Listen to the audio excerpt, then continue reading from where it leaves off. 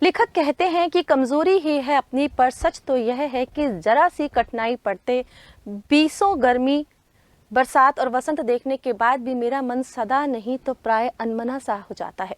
मेरे शुभचिंतक मित्र मुंह पर मुझे प्रसन्न करने के लिए आने वाली छुट्टियों की सूचना देते हैं और पीठ पीछे मुझे कमजोर तथा जरा सी प्रतिकूलता से घबराने वाला कहकर मेरा मजाक उड़ाते हैं।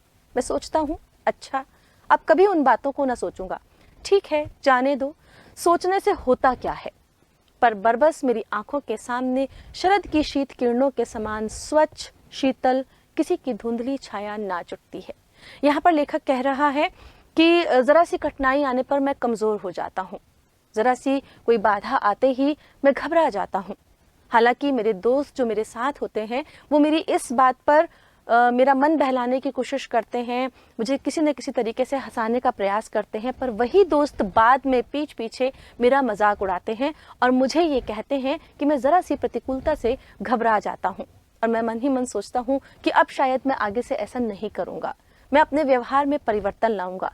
पर फिर भी जब भी ज़रा सी परेशानी आती है तो मेरी आंखों के सामने अचानक शरद की शीत किरणों के समान, मतलब सर्दी की ऋतु में जो चंद्रमा की ठंडी ठंडी छाया या किरणें होती हैं वो हमारे मन को बहुत अच्छी लगती हैं। तो ऐसी ही शीतल किरणों के समान स्वच्छ शीतल और किसी की धुंधली छाया उसके सामने आ जाती है। शायद वो किसी को याद करते हैं।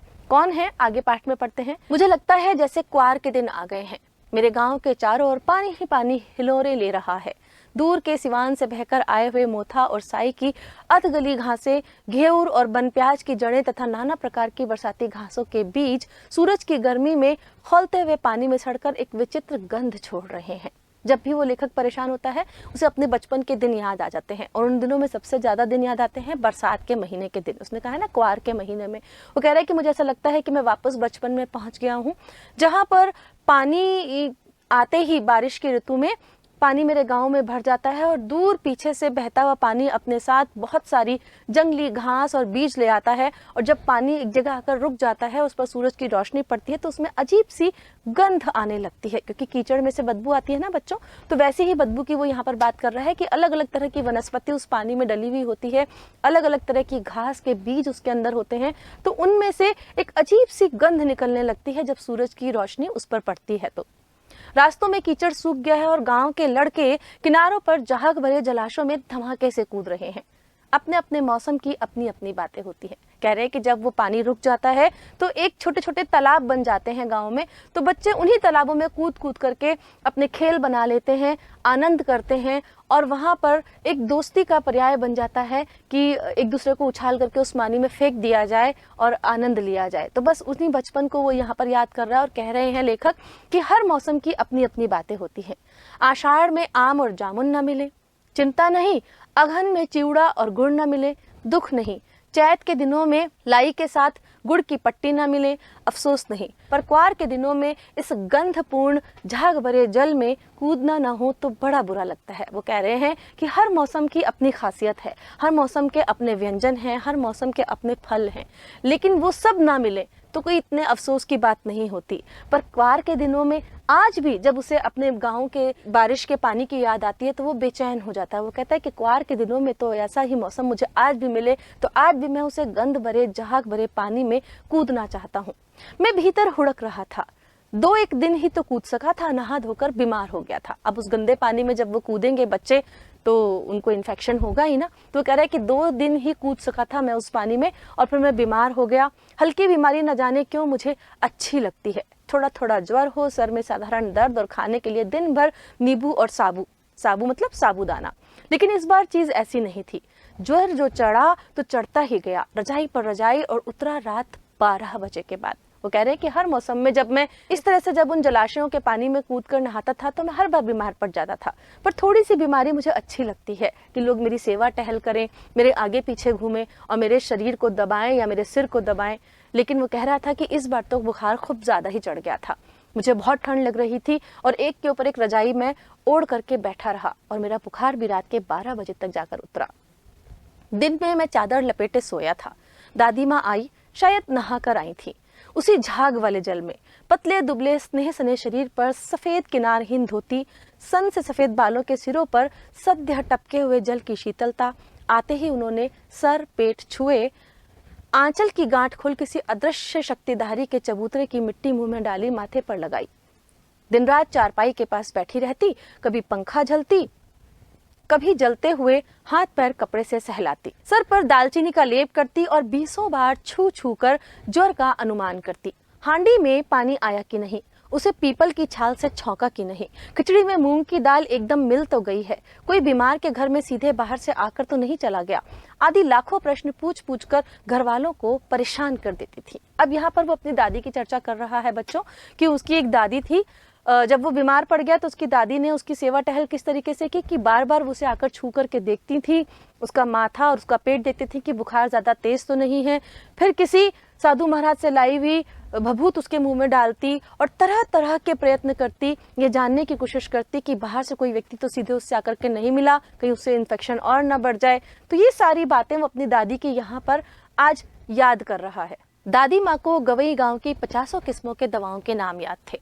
गांव में कोई बीमार होता तो उसके पास पहुंचती और वहां भी वही काम, हाथ छूना, माथा छूना, पेट छूना, फिर भूत से लेकर मलेरिया, सरसाम, निमोनिया तक का अनुमान विश्वास के साथ सुनाती थी।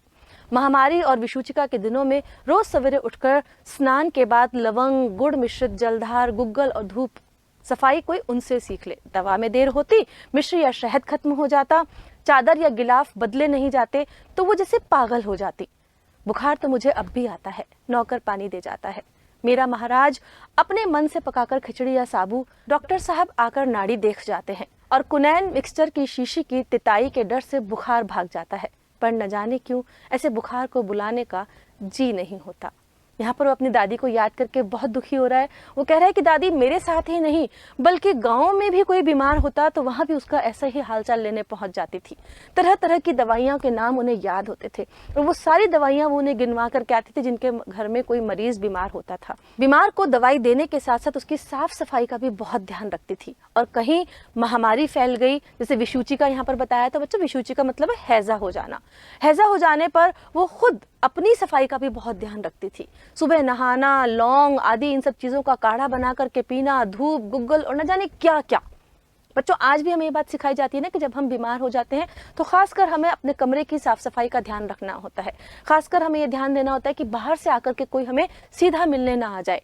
तो आज हम जिन चीजों को अपना रहे हैं वो चीजें आज की नहीं बल्कि बहुत पुरानी हैं। हमारे बुजुर्ग भी उन चीजों का मान करते थे। यहाँ पर दादी के रूप में साफ रूप से बताया जा रहा है कि वो बीमार के कमरे में किसी बाहर वाले व्यक्ति को जाने नहीं देती थी। बीमार व्यक्ति के बिस्तर की पूरी साफ सफाई रखती थी। रोजाना उसकी चादर बदली जाती थी, उसके तकिए के गिलाफ बदले जाते थे, उसे घर की बनी हुई देसी चीजों का काढ़ा दिया जाता था। आज भी जब हमारे यहाँ महामारी फैली हुई है तब हम सब भी यही करते हैं ना। बात सिर्फ इतनी है कि हम पुरानी चीजों को मानने में थोड़ी अड़ाअड़ी करते हैं, लेकिन ये चीजें वास्तव में हमारी ही साफ सफाई को लेकर, हमारे ही स्वास्थ्य को लेकर आज से ही नहीं बल्कि प्राचीन काल से चली आ रही हैं।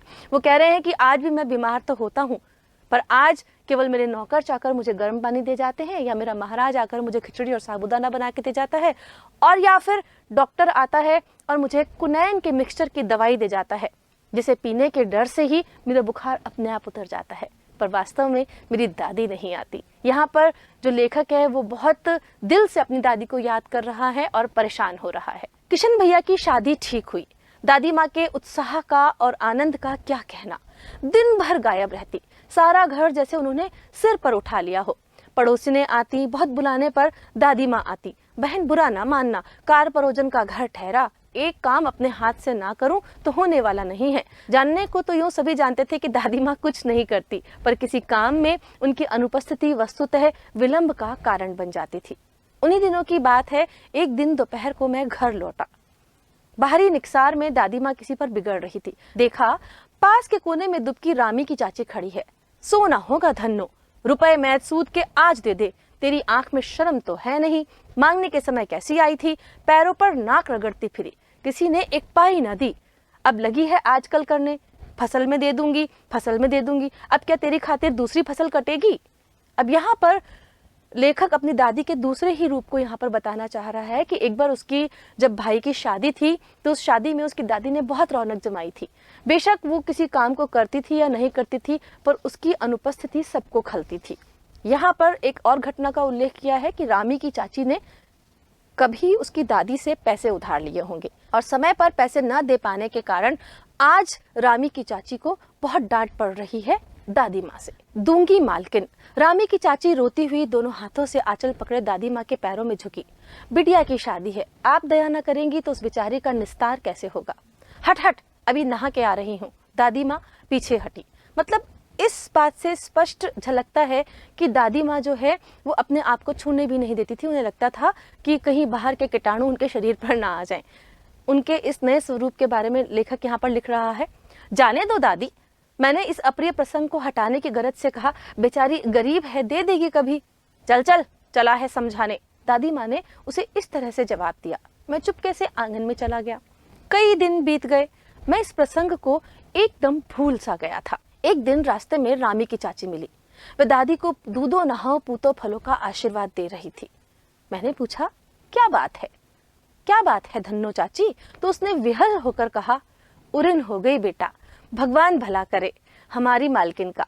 कल ही आई थी, पीछे का सभी रुपया छोड़ दिया, ऊपर से 10 रुपए का नोट देकर के बोली, देख धन्नो, जैसे तेरी बेटी वैसे मेरी, 10-5 के लिए जग हंसाई ना हो।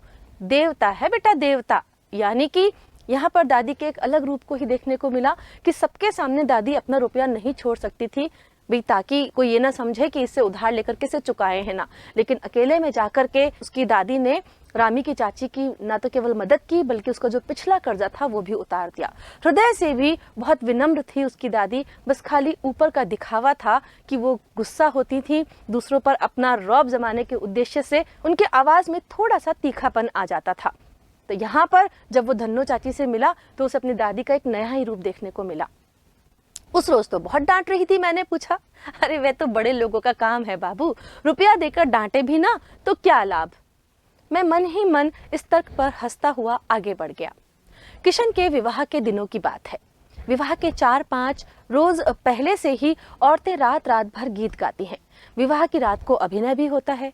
यह प्रायः एक ही कथा का हुआ करता है। उसमें विवाह से लेकर पुत्रोत्पत्ति तक के सभी दृश्य दिखाए जाते हैं और सभी पाठ औरतें ही करती हैं। मैं बीमार होने के कारण बारात में जा ना सका। मेरा ममेरा भाई राघव दालान में सो रहा था। वह भी बारात जाने के बाद पहुंचा था, इसलिए वह भी शादी में नहीं गया था। औरतों ने उस पर आपत्ति की। दादी माँ बिगड़ी, लड़के से क्या पर्दा, लड़के और ब्रह्मा का मन एक सा होता है। अब यहाँ पर क्या था कि यहाँ पर किशन भैया की शादी थी, तो शादी में आज भी हमारे समाज में कई बार ऐसा होता है बच्चों कि बारात में महिलाएं नहीं जाती, बारात में महिलाओं को नहीं लिया जाता, तो महिलाएं घर पर ही रहती हैं। और वो सारे प्रसंग जो एक विवाह के अवसर पर होते हैं, लड़का लड़की के फेरे करवाना और बारात का स्वागत करवाना, खेल नाचना, गीत गाना, ये सारे प्रसंग वो महिलाएं ही आपस में मिलकर के घर पर करती रहती हैं। इससे उनका मनोरंजन भी हो जाता है और उन्हें शादी पर बारात में ना जाने का अभाव भी खलता नहीं है। तो वही सारे प्रसंग चल रहे थे। तो दादी माँ के पास में जहाँ ये सब चल रहा था वहां पर लेखक और उसके मामा का लड़का लेटा हुआ था। मुझे भी पास ही एक चारपाई पर चादर उड़ाकर दादी माँ ने चुपके से सुला दिया। बड़ी हंसी आ रही थी। सोचा कहीं जोर से हंस दूं, भेद खुल जाए तो निकाल बाहर किया जाऊंगा, पर भाभी की बात पर हंसी रुक न सकी और भंडाफोड़ हो गया। मतलब यहाँ पर दादी ने चुपचाप उन दोनों लड़कों को वहीं सोते रहने दिया और कहा कि ये तो सो रहे हैं। पर जैसे ही लेखक को उनके ये सारे कार्यकलाप देख करके हंसी आ गई तो दादी माँ का भांडा फूट गया कि उन्होंने यहाँ पर लड़कों को सोने की इजाजत दे रखी थी। इन सब क्रियाओं में लड़कों का घुसना मना होता है बच्चों, लड़कों का आना मना होता है। इसलिए भाभी को भी ये बात सुनकर के बड़ा आश्चर्य हुआ कि इतनी कठोर दादी माँ ने लड़कों को यहाँ पर कैसे सोने दिया। देबू की माँ ने चादर खींच ली। कहो दादी, यह कौन बच्चा सोया है, बेचारा रोता है, शायद दूध तो पिला दूं। हाथापाई शुरू हुई। दादी माँ बिगड़ी, लड़के से क्यों लगती है। सुबह रास्ते में देबू की माँ मिली। कल वाला बच्चा भाभी। मैं वहां से जोर से भागा और दादी माँ के पास जाकर खड़ा हुआ। वस्तुतः किसी प्रकार का अपराध हो जाने पर जब हम दादी माँ की छाया में खड़े हो जाते तो अभय दान मिल जाता। बच्चों, ये बुजुर्गों का स्नेह है, अपनापन है, जो छोटे बच्चे उनके जाने के बाद भी उनको याद करते हैं। वही स्नेह, वही अपनापन, वही अभयदान, वही सारी बातें लेखक यहाँ पर याद कर रहा है कि अपनी दादी से जो उसे अपार स्नेह मिला, जो अपनापन मिला, जो आंचल की छाया मिली, उसे वो भुला नहीं पा रहा है। और वो इन छोटी छोटी घटनाओं के माध्यम से इस पाठ में ये बताने का प्रयास कर रहा है कि हमें अपने बुजुर्गों के पास समय बिताना चाहिए। आगे लेखक क्या कह रहा है, स्नेह और ममता की मूर्ति दादी माँ की एक एक बात आज कैसी कैसी मालूम होती है। परिस्थितियों का वात्या चक्र जीवन को सूखे पत्ते सा कैसा नचाता है, इसे दादी माँ खूब जानती थी। दादा की मृत्यु के बाद से ही वे बहुत उदास रहती। संसार उन्हें धोखे की टट्टी मालूम होता। दादा ने उन्हें स्वयं जो धोखा दिया, वे सदा उन्हें आगे भेजकर अपने पीछे जाने की झूठी बात कहा करते थे। दादा की मृत्यु के बाद कुकुर मुत्ते की तरह बढ़ने वाले मुंह में राम बगल में छुरी वाले दोस्तों की शुभ चिंता ने स्थिति और भी डामाडोल कर दी। दादा के श्राद्ध में दादी माँ के मना करने पर भी पिताजी ने जो अतुल संपत्ति व्यय की वह घर की तो थी नहीं। दादी माँ अक्सर उदास रहा करती। अब यहाँ पर क्या बता रहे हैं कि उसकी दादी माँ जितनी हंसमुख थी, जितनी उदार थी, वो सब उनकी दादा की मृत्यु के बाद खत्म हो गया। दादा की मृत्यु के बाद दादी उदास रहने लगी थी। जो लोग उनके सगे संबंधी बनते थे उन लोगों ने भी मुंह मोड़ लिया था। मतलब कहने का ये कि उनका जो एक आधार था, उनका पति, उनके जीवन का संरक्षक, उसके जाने के बाद समाज भी जो है वो उनका दुश्मन बन गया था। समाज भी उनसे कतराने लगा था। वो कह रहे हैं कि उनके पास इस समय इतना धन नहीं था, लेकिन पिता ने दादाजी की मृत्यु के बाद जो रही सही संपत्ति थी वो भी उनके मृत्यु भोज पर खर्च कर दी थी। माघ के दिन थे, कड़ाके का जाड़ा पड़ रहा था। पछुआ का सन्नाटा और पाले की शीत हड्डियों में घुसी पड़ती। शाम को मैंने देखा दादी माँ गीली धोती पहने कोने वाले घर में एक संदूक पर दिया जलाए हाथ जोड़कर बैठी थी। उनकी स्नेह कातर आंखों से मैंने आंसू कभी नहीं देखे थे। मैं बहुत देर तक मन मारे उनके पास बैठा रहा। उन्होंने आंखें खोली। दादी माँ, मैंने धीरे से कहा, क्या है रे, तू यहाँ क्यों बैठा है? दादी माँ, एक बात पूछूं, बताओगी ना? मैंने उनकी स्नेहपूर्ण आंखों की ओर देखा और कहा, क्या है, पूछ। तुम रोती थी? दादी माँ मुस्कुराई। पागल, तूने अभी खाना भी नहीं खाया ना? चल चल धोती तो बदल लो दादी माँ, मैंने कहा। मुझे सर्दी गर्मी नहीं लगती बेटा। वो मुझे खींचती हुई रसोई में ले गई। यहाँ पर लेखक बताना चाह रहा है कि अपने दुखों से वो दूसरों को अनजान रखती थी।